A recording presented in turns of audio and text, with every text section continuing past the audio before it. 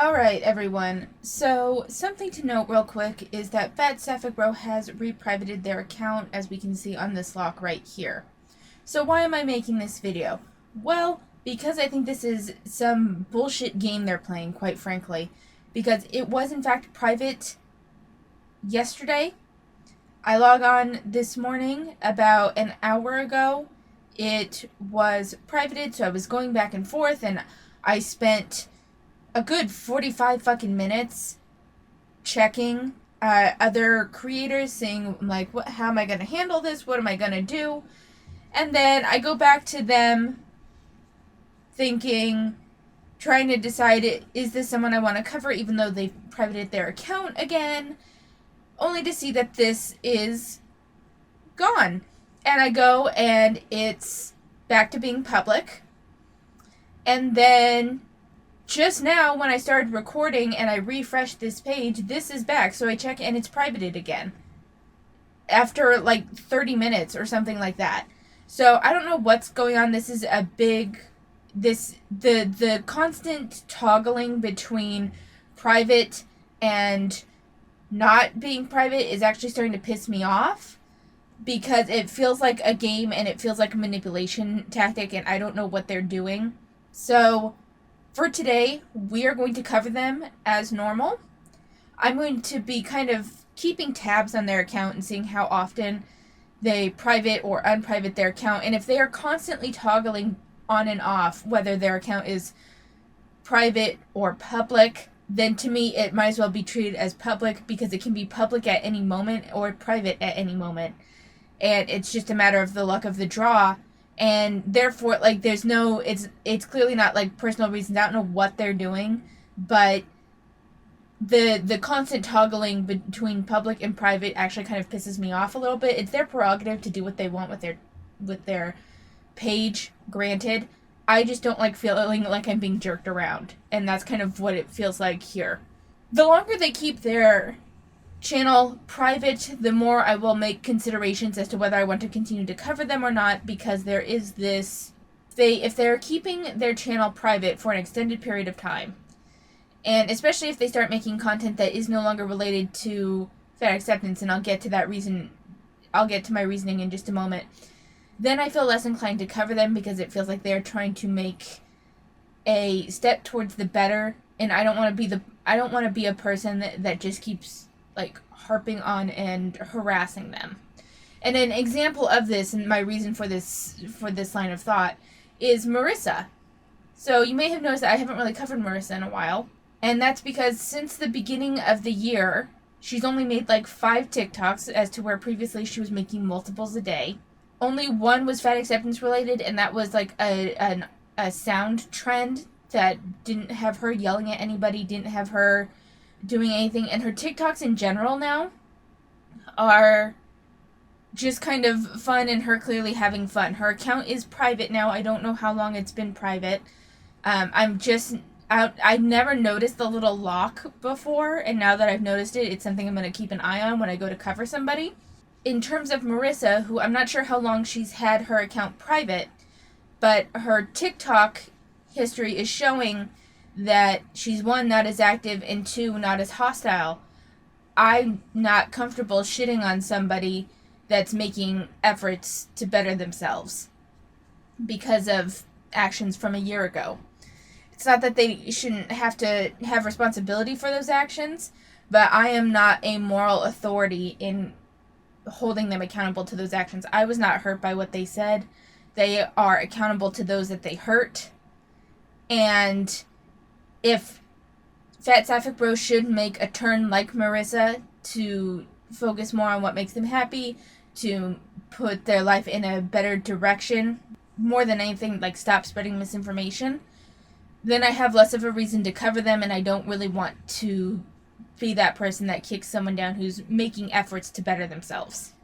That is not the case right now with FatSapphicBro, who keeps toggling between fucking having their account private and public. And it pisses me off. Something that is worth noting is you'll see this "keep my name out of your ignorant mouth." So this was made from their response to a YouTube creator. I don't believe that it was me.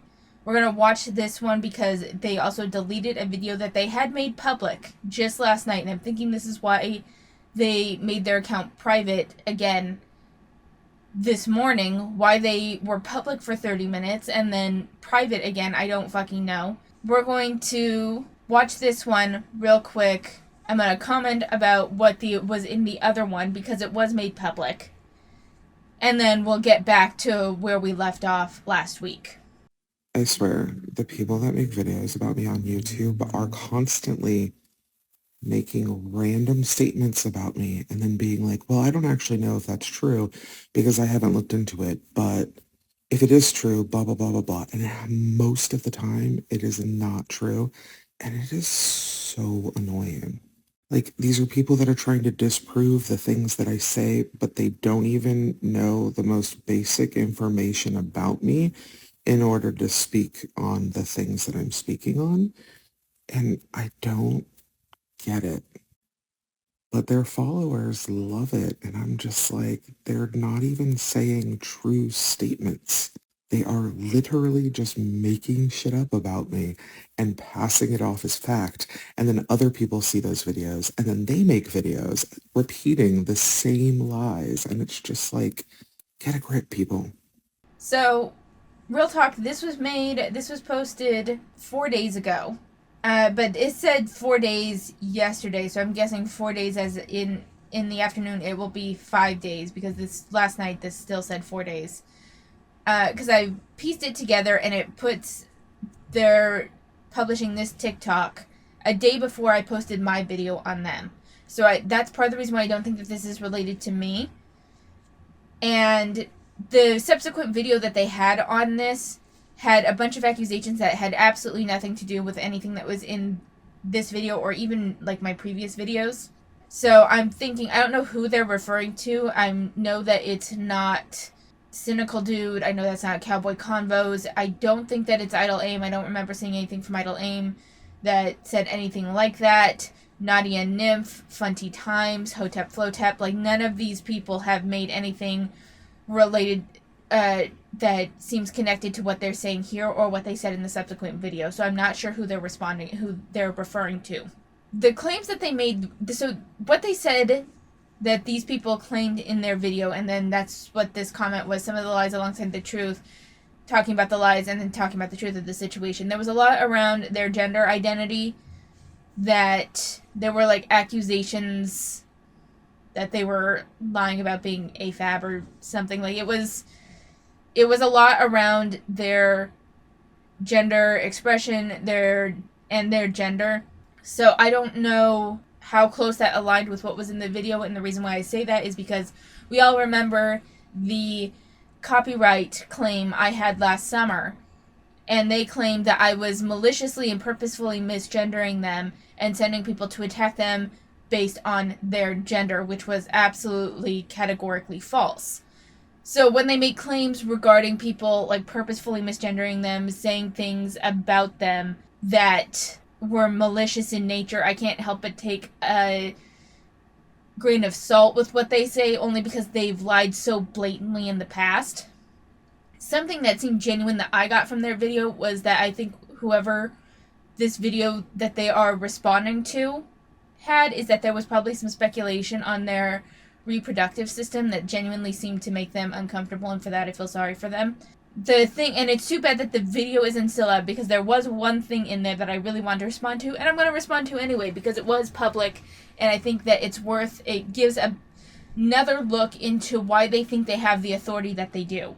The video that they were responding to apparently talked about mental health, and saying that FatSapphicBro has no right to comment on mental health when they are not a mental health professional.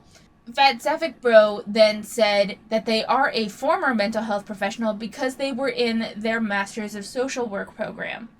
Which, yeah, that made you a student, that didn't make you a professional. They talked about being a peer advocate and a peer counselor for SA and DV. Wonderful work, not denying that, but that, again, does not make you a mental health professional. They claim to be a former after-school program teacher. That is so vague that it can apply to a variety of things. But from what I understand from the after-school program people that I've seen is that usually they are trained in this particular script of what they're going to do and very limited view. That does not make them an authority on mental health anything.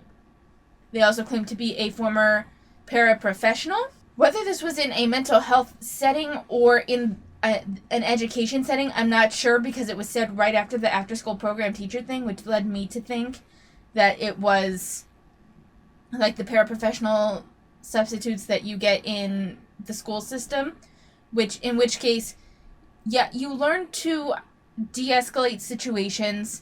You learn to identify students that are at risk of becoming escalated and having a meltdown. You learn to be familiar with behaviors related to ADHD and autism, because a lot of the kids have that. But under no circumstances are you an authority on any of those things. You simply learn some practical information regarding your job in that. And as a substitute paraprofessional, you really only get glimpses, and you have your knowledge level, because you're not working with those same kids every day, so you don't really get to see the range as well, and you don't get to see them in the same situation or see what their triggers are. Like, you don't get to know the kids as well when you're a substitute paraprofessional, that it really does not give you any authority at all in the mental health sphere. So the fact that they were using those things as evidence of their authority in mental health was just baffling to me. But they have since deleted that video, and I don't know if that is related to, like, they just thought better of it. I don't know if they got harassment based on their gender, or if it was based on the kind of bullshit they gave of being a former mental health professional. But it's clear that they view their limited experience as far more than it was. Alright, so we have finally made it back to, we left off on medical fat phobia, turn off the hunger hormone. So we're just going to move forward. I'm going to skip the testosterone one because it's not relevant. And next one that's relevant, or that I have something to comment on, we'll start with. Check out the whole comment thread if you want the context, but this person says exactly, and it's infuriating. So ED behavior is a red flag when a skinny person does it, but good when a fat person does it, with some mad emojis. Yeah, this is the thing that really, really pisses me off and really upsets me, is that people see fat people as needing to lose weight irregardless of their health or anything else about them. They just assume if you're this big, then that there must be a problem with you and you must lose the weight because the weight is the problem with you. And so we are encouraged to engage in eating disorders. We're encouraged to have eating disorders and to engage in... So, one, I'm not going to comment on the... Well, okay, I'm going to comment briefly, and it's the only time I'm going to comment on the irregardless, because a lot of people had issue with that in the last video of them saying that. And I agree. I'm surprised, as someone who considers themselves a master level researcher, although I think that irregardless was technically added to the dictionary. Most people don't view it as like an actual word. The word is regardless. Irregardless creates a double negative within the meaning of the word, which is antithetical to English grammar rules. We don't typically like double negatives, although people engage in them plenty. But for the record, I do tend to purposely ignore grammar issues. One, because I make plenty of grammar issues myself in the moment. And two, I think for me making this video, I think targeting grammar to the detriment of ignoring the point is just bad argumentation. So I tend to, and you'll see this in plenty of videos, that I will purposely ignore poor grammar when someone's making a point, simply because I'm just not very interested in being a grammar Nazi about it. but I understand why some people find it very frustrating and a little antithetical to FatSapphicBro's like academic persona that they try to put forth.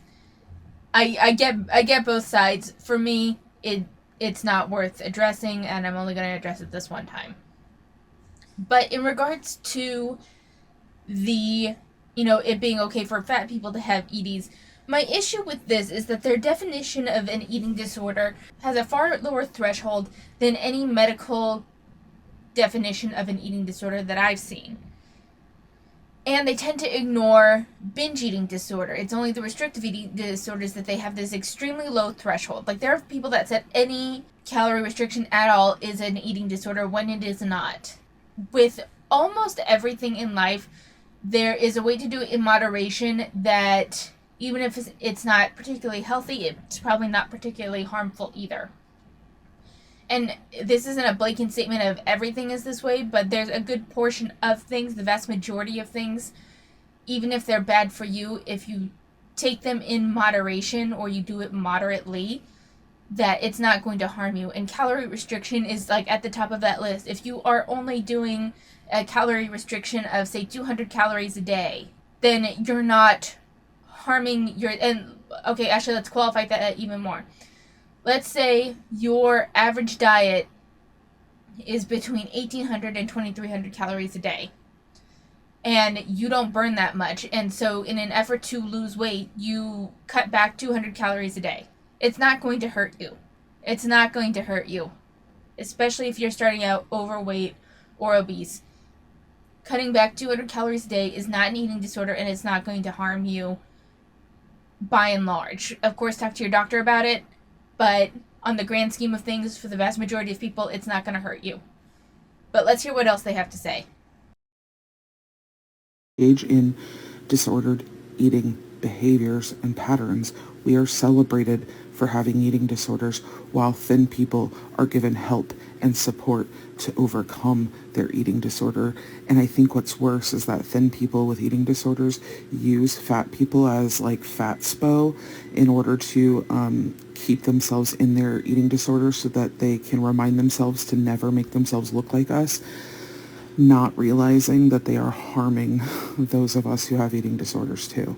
I spent most of my life on forced diets. I used to go all day without eating. I used to restrict severely. It never made me healthy. So the whole thing about fatspo, here is my thoughts on fatspo.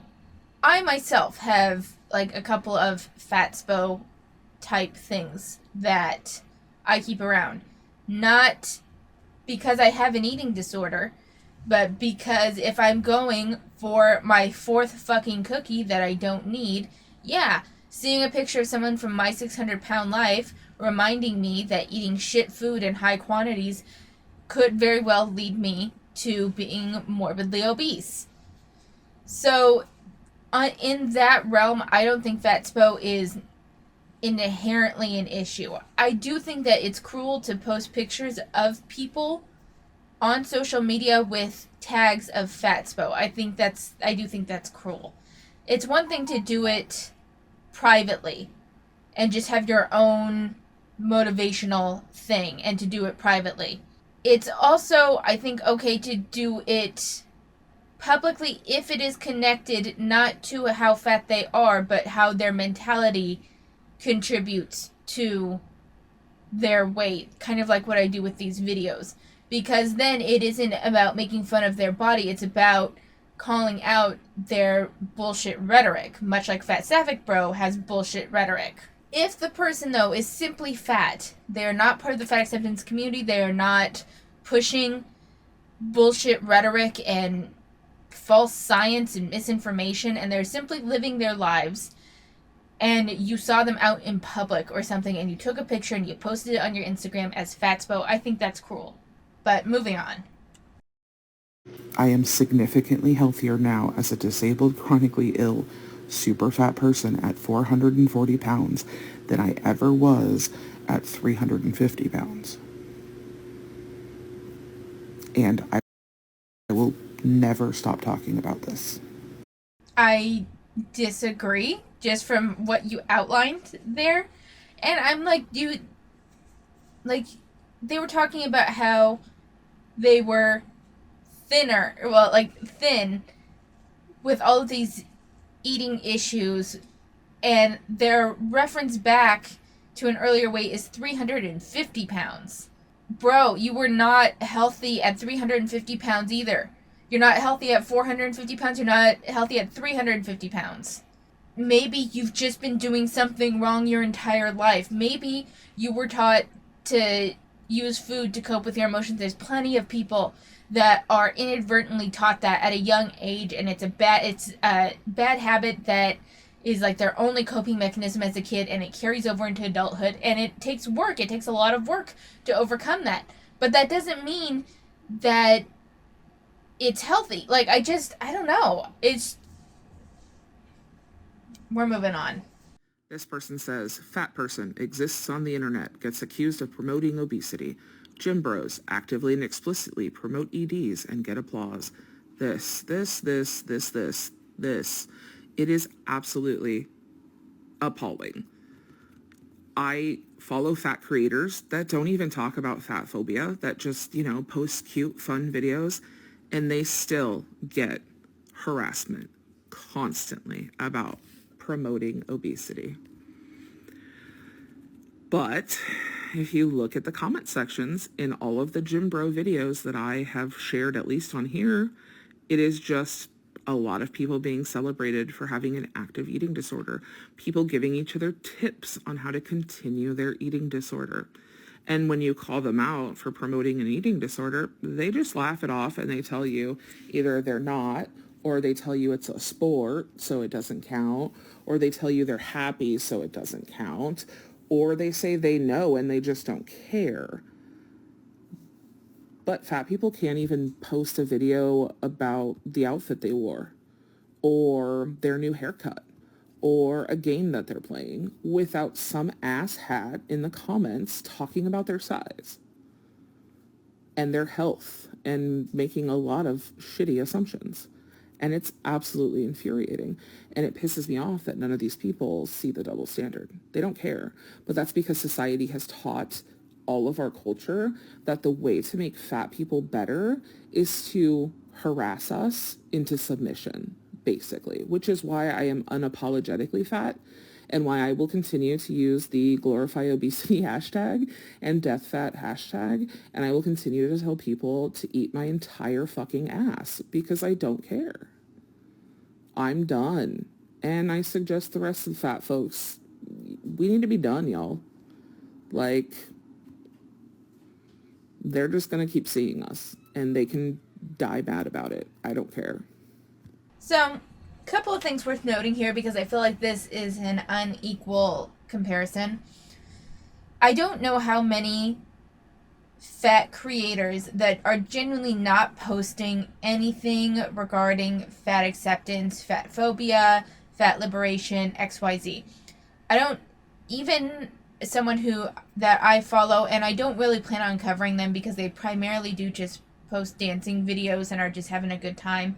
And once every 3 to 6 months, they seem to post something related to that, but it's not enough for me to cover them, I don't think. But even those that primarily do outfit of the day videos or dancing videos or something will still post on occasion those types of videos, which is going to put them in the algorithm and get people that are talking out against this rhetoric on their channel. Does that mean they deserve to be harassed? No. But I'm just saying, I don't know how much I believe that the people you're referring to absolutely never engage in anything controversial that would get people on their page. Number 2, your idea of what an eating disorder has a very low threshold that most people think is fucking ridiculous. So the gym bros may not very well not be promoting an eating disorder, and everyone sees that you're just trying to justify your obesity. And that's why no one listens to you. There are a number of people that do actively engage in eating disorders and simply don't care. And the big difference between them and yourself that I've seen is that a lot of these people will acknowledge in their videos that they are unhealthy. They will acknowledge that this isn't necessarily something to emulate. And yet you actively promote people following your example. There is that difference there. So I don't think that this is a one-to-one comparison like FatSapphicBro is trying to make. And I also think that it's worth noting, though, that you try to call them out and they laugh you off. So perhaps if it really bothers you when people try to call you out, to laugh them off as well. I'm just saying. You might find that that's easier. You might see that that's why the gym bros keep posting, if they are in fact posting eating disorder stuff. I don't know. Like, the whole concept of giving tips to perpetuate their eating disorder seems far-fetched to me. I'm like, and this is a genuine question just from what I've seen from FatSapphicBro. But let's say I say, oh, you get hungry a lot. Someone's saying they're getting hungry a lot. And so you say, well, find a selection of fruit, or there's this, let's say someone is saying that they are constantly hungry and they're struggling with not eating more because they're hungry. And someone suggests to eat more foods that are higher in fiber. Make sure you don't peel your fruit because a lot of the fiber content is kept in the skin. Or have a protein supplement because protein also will fill you up more. That is not promoting an eating disorder. That is promoting a healthy way of living. If someone is hungry and they keep going for chips, and you're like, well, instead of going for chips, go for these vegetables with some salt and a little bit of butter on them or something, and the overall calorie content is going to be much lower if they're following, like, not putting a shit ton of butter on it. But the calorie content in general will likely be lower, and they'll be fuller because of the fiber. That's not promoting an eating disorder. That's promoting a healthy life change. They tend to have such low thresholds for what they consider an eating disorder, and their idea of what is promoting an eating disorder is so fucking skewed that I have a hard time taking this comparison at face value. Okay, I just want to preface this for please don't come at this commenter. I don't know anything about this commenter. This has nothing to do specifically with what this commenter said. It's just an example of a behavior. I'm not trying to, start anything with this particular person. So if that person is here, I'm not talking shit about you, I promise. This has nothing to do with you. It's just a good example. And what you're doing is not inherently wrong. Again, it's just an example. So this comment says, when eating becomes a full-time job, smiley face, good luck. I give you guys props for being eating machines. These are the kinds of comments that thin people who binge eat online get. These are the comments that thin people or muscular people who eat a fuck ton of calories in order to bulk up get. These are the comments they get.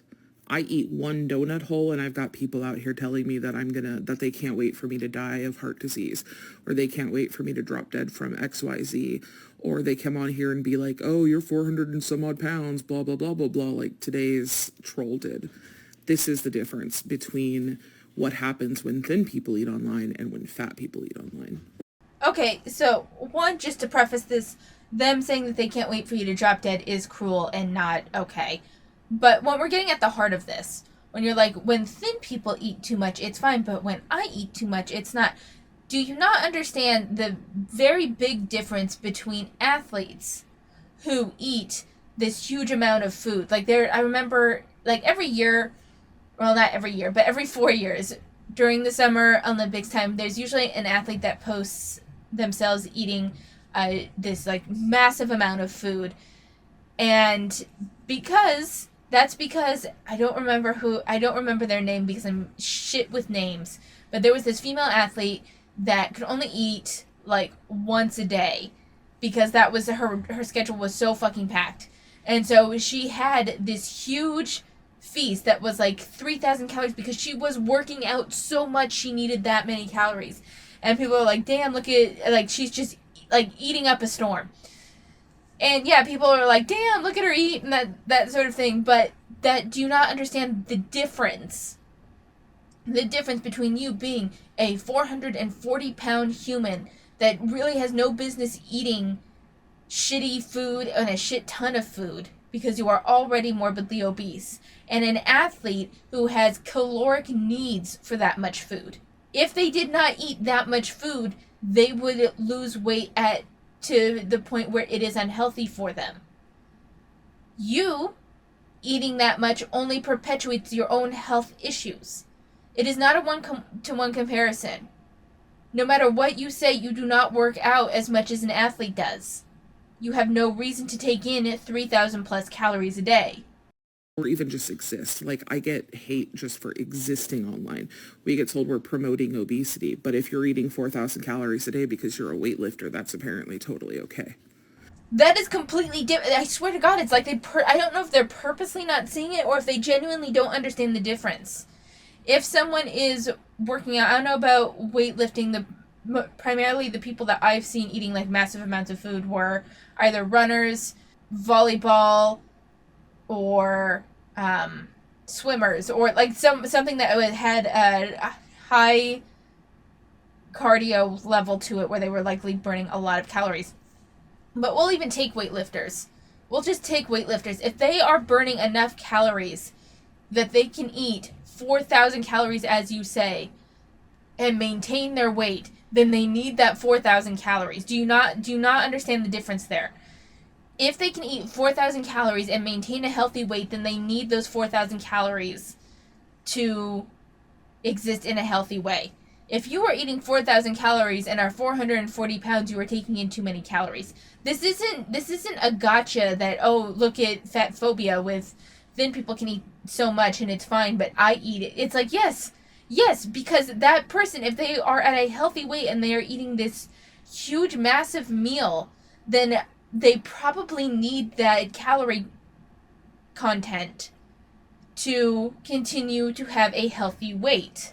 Granted, that's not taking into consideration the nutritional level of the food, but right now we're only talking about calories, so we're going to focus on the calories, and I don't have the specific example. Everyone's allowed a cheat meal. That could be their cheat meal of the week. I don't know.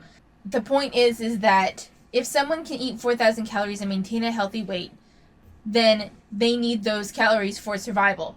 If you eat 4,000 calories and are 440 pounds and it has reduced your ability to move and be ambulatory, then you have eaten too much. Like, I don't understand where the confusion is with this. I can't tell if it's intentional or not, I guess, is my point. Never mind that people don't actually know my status in regards to like what I do workout wise.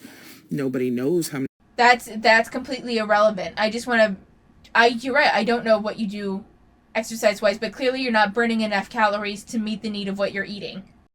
Many calories I actually eat in real life every day. Yet I have had troll comments talking about how many calories I eat every day because clearly it's too much if you are 440 pounds. Saw a video of me eating one donut hole. This double standard bullshit is such a problem. And it's not a double standard though. That's just the thing, is that it's not a double standard. If you are working out enough to the point where you are burning the 4,000 calories that you are eating, then you would be smaller. Just a problem here on Clock App. It's a problem across all socials. Again, absolutely no hate to this person. I mean, I don't know them, so they could be a good person or they could be a terrible person. I don't know. I didn't even look at their profile or anything. I just took this one example comment out of a host of other comments, most of which were praiseworthy. And yet I get harassed and told that I'm binge eating or I'm eating too much or what have you because I take a bite of food on camera because trolls decided to run their mouth on my comments. Like, I eat in response to trolls. If they don't want to see me eating, they could stop trolling me and they would stop seeing me eating. But also I'm allowed to eat. Like, fat people are allowed to eat. Everyone needs to eat. It doesn't matter how big you are. You require food to survive. Your body doesn't just eat at its fat. It eats at its muscle if you don't feed it. Okay, so a couple of things there. One, you're right, fat people do need to eat, but the issue is that they don't need to eat as much as they are eating because they are exceeding their caloric needs regularly. Number two, it doesn't just eat fat, it eats muscle too.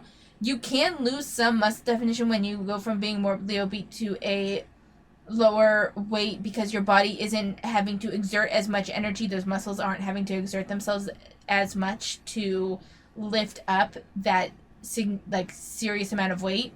That doesn't mean that your body's necessarily eating the muscle. It just those muscles aren't getting worked out to the extent that they were. So, and you're not doing any strength training or anything, so they will reduce, they will waste.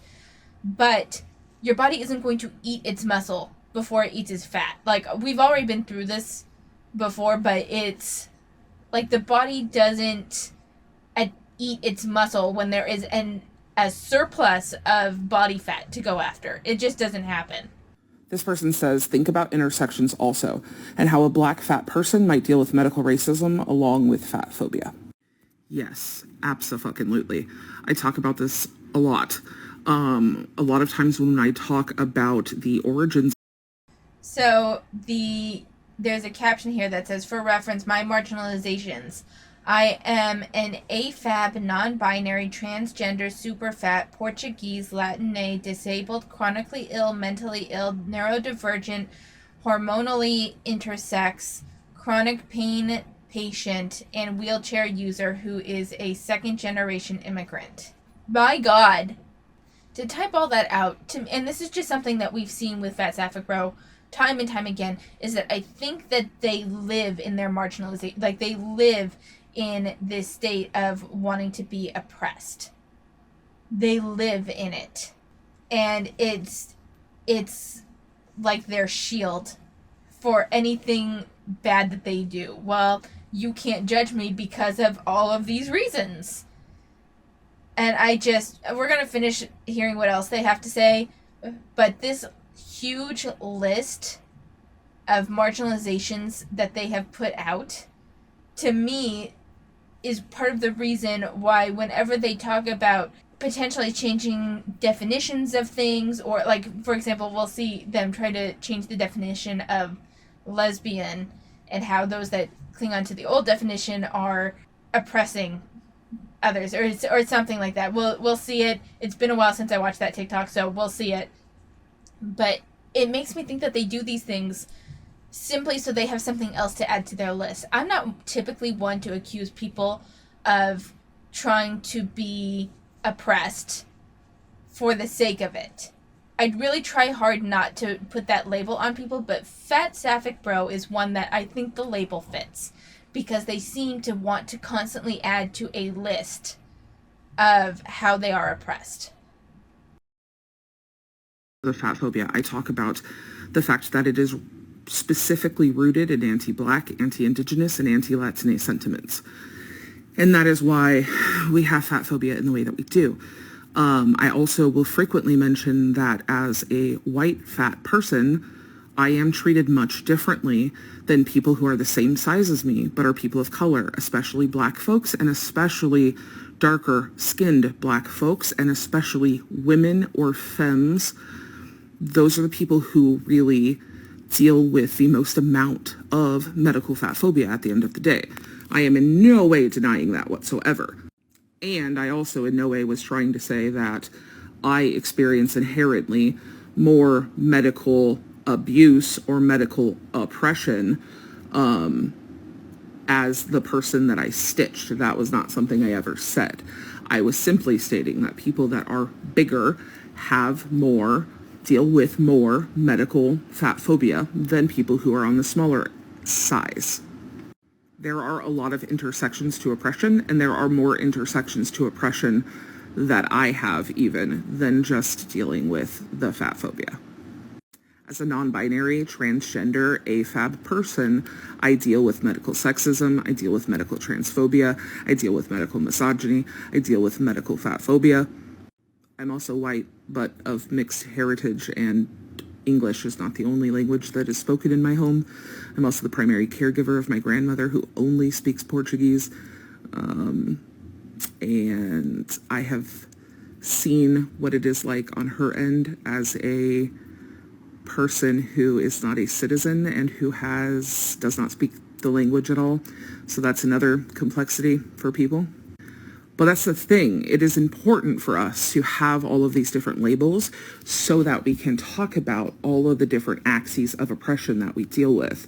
So, and this is where I have a fundamental issue with the over-labeling of identity. Is exactly right here. This person clearly views it not so we have something to identify ourselves, but so that way we have something to identify the different axes of oppression. So it's all about identifying oppressors and the oppressed. And I think that that's such an unfortunate way to go through life. I'm not saying that there aren't oppressing factors that do impact people's lives. It's not that I'm saying that. But I think to live your life trying to label yourself in so many different ways in order to identify how you are oppressed is such a toxic mindset to have. We're not going to finish the video, but I do want to address the comments. Someone says, Portuguese people aren't marginalized, they're white Europeans. Someone responds saying, I enjoy when members of one marginalized community gatekeep others. Good job, Tiger. That person responds, I hate to tell you this, but Portugal was a colonizer country, my dude. And then FatSapphicBro responds, again, stop ignoring the very fucking real xenophobia my family has always dealt with here in the U.S.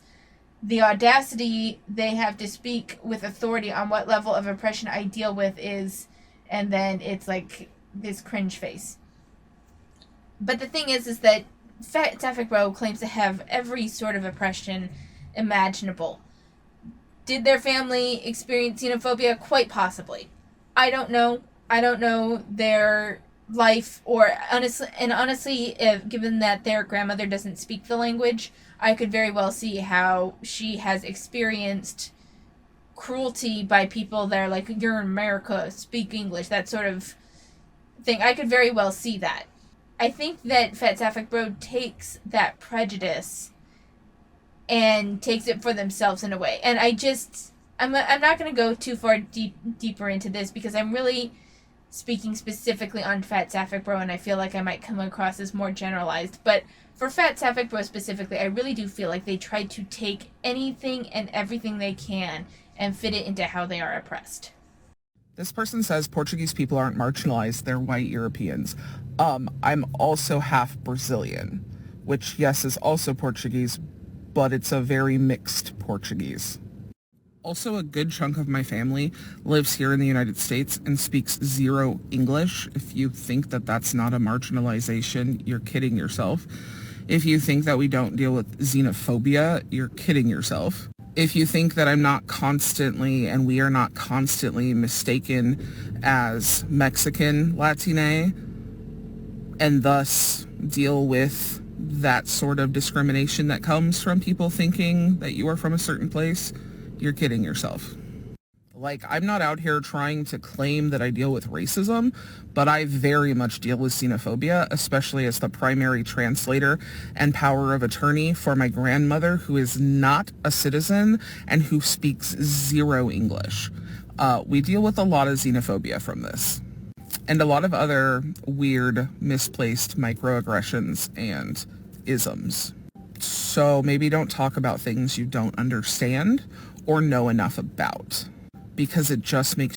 I'm really trying hard not to get too far deep into talk of different isms or anything, but I do feel the need to comment a little bit on microaggressions, in that I have a little bit of an issue with the concept of microaggressions. While I think there is a level of validity to the term, I think that it's overgeneralized, and it's too much based on the inference of the individual that almost anything can be labeled as a microaggression, even if it isn't.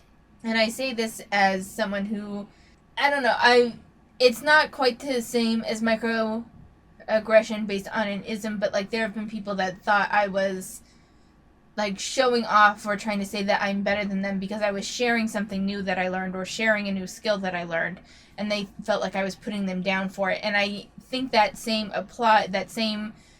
leap in conclusion applies to microaggressions to an extent. is that it's too highly dependent on the inference of another individual. And if that individual suffers from a number of insecurities, then the perception of a microaggression can be overly skewed. Does that make sense? I don't know. I just don't think that I don't think microaggressions have a clear enough definition, and I think that it's a little too dependent on the inference of an individual, even if the person saying it didn't mean anything by it. And I don't know. This is now we're getting into something where it's like, okay, I think I've given my perspective on FatSapphicBro as a person. I gave my thoughts on this wide term that doesn't have anything to do with fat acceptance, and now I'm kind of like, I don't want to go further down this rabbit hole, so I'm gonna stop here and just move on. This person says, I feel like a lot of those examples aren't really xenophobia. It's just people being curious. Like, I've looked over at people speaking a different language, but that wasn't out of fear or hate. It was just curiosity. First of all, you don't get to tell me whether or not what I have experienced is xenophobia. You also don't get to use your own experiences and extrapolate that means that everybody who's ever stared at me is only staring at me out of curiosity. Because you don't actually know the context of any of the situations in which I'm speaking about, because I didn't actually give any details. I just mentioned. Even though they haven't given details, we'll finish this one real quick, but this, I think, is also, this lends to my talking about microaggressions earlier with, if one of their perceived microaggressions was somebody looking at them while they were speaking Portuguese, and they interpreted that as a microaggression based on the look on their face, and that is an example of inference of the individual taking over any intent. And I think that intent matters. I do. I think that intent matters for something. Whether it can override the inference or not is subjective and depends largely on the situation. I do think that intent matters for something. That I get stared at frequently for a certain behavior. Third of all, if you are looking at people solely because they're speaking a different language, I don't know how to tell you, but that's xenophobic, bro. This whole comment of yours is a fucking mess, and don't come talking on my page about shit you do not experience or do not understand and have not lived since you were literally born. Okay, so this is something I am going to put out to you guys. Do you think that looking over at someone who is speaking a different language is xenophobic? I don't think it is. Partially because I've done that myself, and largely what I'm trying to do is figure out what language they're speaking, because I like to try to be able to identify languages by how they sound, even if I don't understand what they're saying. I like to be able to identify what the language is, because there have been so many people that because working in the educational sphere, we have a variety. We're always sent this variety of forms and stuff in different languages, but they're not labeled, and we have to figure out what they are ourselves. And I've become very good at identifying different texts of Asian languages. And so something I really want to be able to do is be able to identify the sound of different languages and attribute them to the correct language. And I don't know if it's useful at all. It's just something that I like to be able to do. But does that make me xenophobic? Curious. Thoughts? It's honestly really comical to me how easy it is to set off fat phobes. I just think it's really hilarious that, like, every video I make sets off all of the thin people and all of the fat people who are steeped in self-hatred and trying to lose weight or have lost weight or whatever. Like, oh my God. I don't know. It's very funny to me that it's so easy to, like, trigger fat phobes, like, and they call us overly sensitive or like we're being obnoxious for dating boundaries on our pages. It's funny. It's honest. Pot meat kettle. Like, don't try to say that, oh, the fat phobes are so sensitive. Bro, you, just as we're seeing now, are privating and unprivating your page at random intervals because you get some backlash for the dumb shit you say sometimes. Or for, like, the medical misinformation that you spread fucking constantly. You may laugh at the abyss, but the abyss is laughing right back at you, my friend. This person wanted some cholesterol advice, and I asked what their cholesterol situation was. And they said good cholesterol is low and bad cholesterol is a little bit elevated. I just don't want to go on more meds. I'm not trying to start testosterone, but frustrated, lol. Totally got it. All right, so one of the biggest things that's going to help with cholesterol level is exercising. And it doesn't mean that you have to start at like a 10 if you don't do anything currently. Whatever your exercise routine looks like right now might just need some modification. If you're somebody who doesn't exercise a lot, just starting some sort of exercise would be beneficial. Making sure that your alcohol intake is low, and making sure that you quit smoking if that's a thing. If you have hypertension and or prediabetes or diabetes, making sure that those conditions are under control can help. So if you're not on something for blood pressure but need to be, making sure that you get on something for that can help. If you have diabetes or prediabetes, making sure to keep your blood sugar under control can be very helpful for this. And so that means it doesn't mean that you have to eliminate the foods that you like, but it sometimes means that you have to cut down on some items. You basically have to do more portion control around foods that exacerbate diabetes, so sugar and carbohydrates. Fiber is also super, super important. So like oats, barley, whole grains, beans, those can all be very helpful, making sure you're getting plenty of fiber. Nuts, soy, and vegetable-based oils are best as well and can help with this. Eggplant, okra, apples, strawberries, citrus fruits, grapes can all be very helpful. Omega-3s are also helpful. I personally take flaxseed oil, but you can eat fatty fish or other like healthy fats if that's something that you prefer. Cinnamon and turmeric can also be helpful. Also, from a naturopathic standpoint, I've been told that like hawthorn and fenugreek can also be helpful. But again, that's from my personal naturopath. Lots of fresh food, things like vegetables and fruit, obviously. Lean meats are always better. Those lower fat cuts are always better. Make sure you're drinking a shit ton of water all of the time. And all of that together, those are just a handful of things that can help you both raise your HDL and lower your LDL, and can also help with lowering your triglycerides if those are high.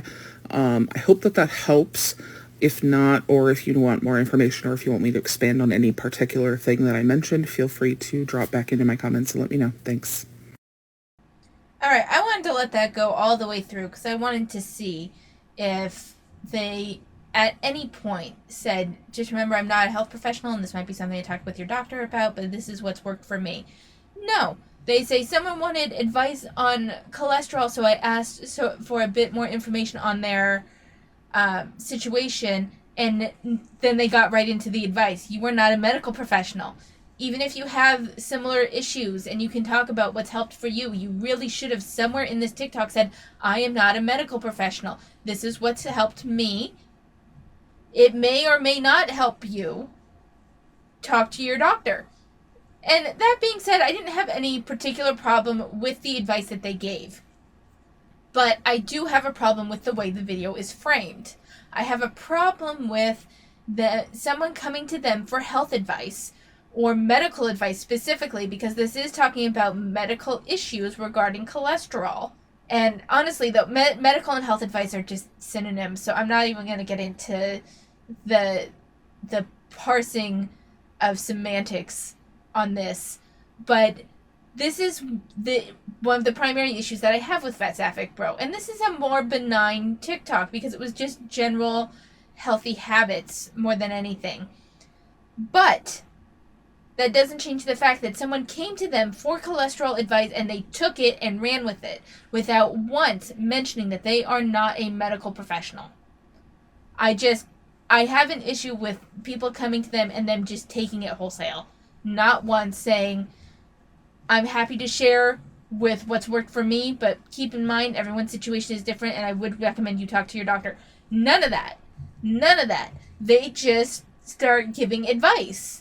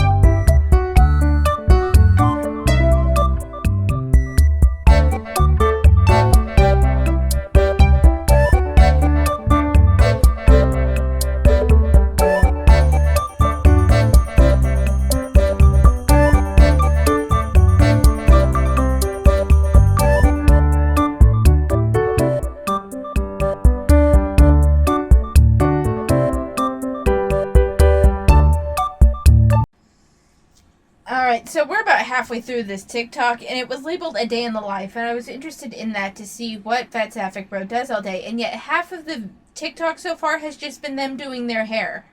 And now it says, showing off playing with my glorious fat tum. So if I have to see this, so do you.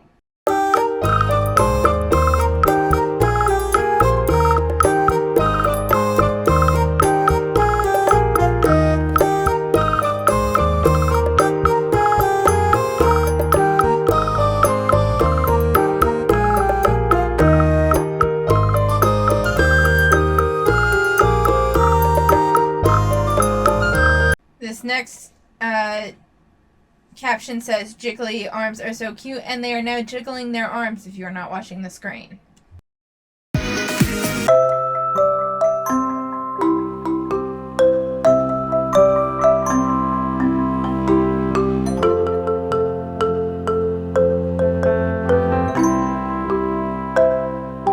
Profile featuring my acupuncture cupping marks, lol. The only thing I just want to say, because I notice it here, but their head is positioned really far forward, and there's a buildup of fat on the back of the neck, and this can happen even if you're thinner, because what it is that your shoulders tend to be more rounded and your neck is more exposed, so in order to protect that, the body starts to distribute more fat up by the base of the neck and the neck itself to protect it. And I have this issue as well, and I've been working on my posture to try to get rid of it. But, I mean, it's significant with FatSapphicBro, which tells me that they sit with their head forward and their shoulders rounded a lot. To me, it is indicative of them being on a computer a lot, but I could be wrong about that.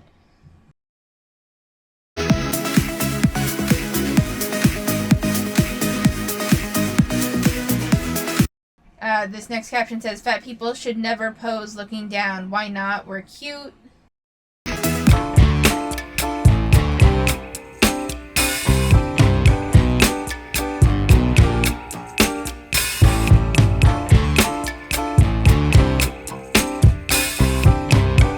It says, love you, drink some water, please, kisses. Now, is there anything else that's going to happen in this last, 10 seconds? Nope, they just took a drink of water.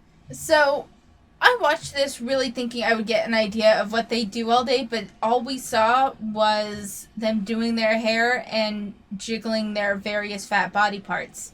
And I'm a little bit like, so do you just not really do anything all day? And it says normal day, a day in the life, and you just did your hair and admired yourself and jiggled various body parts. That so does not help anything with people who think that you're lazy and do nothing, because so far you've just shown that you just do nothing. thoughts on their day in the life. So this video ran a little bit longer, and I did that because I was talking so much in the beginning about FatSapphicBro, and I actually want to check and see if, going all the way back up, the private symbol is gone, but we're going to refresh, and now it's back. I don't know if that was a glitch in the system or if FatSapphicBro had turned off their privating for a little bit and then turned it back on. I don't have any way of determining that, but right now it's still on private, meaning that this could be the last time that I cover them. I highly doubt that. I have a strong feeling that they will public their account again, put their account on public again here before too long. I'm going to monitor it, and I'm just going to keep an eye on FatSapphicBro and what they're doing. But for now, that's all I have for you guys. Some quick notes. I actually reached a peak of like 186 pounds this week, but as of today, I'm back down to 182. So I don't know what's going on with my weight this week, but I'm back down, and I'm happy about it. I'm still not through Rindo's route in Cafe Enchanté. I'm struggling so much to get through it. If it weren't for the fact that the final guy is behind the completion wall of finishing his route, I would probably abandon his route, but I have to finish it in order to get the final route. So I'm just gonna finish it.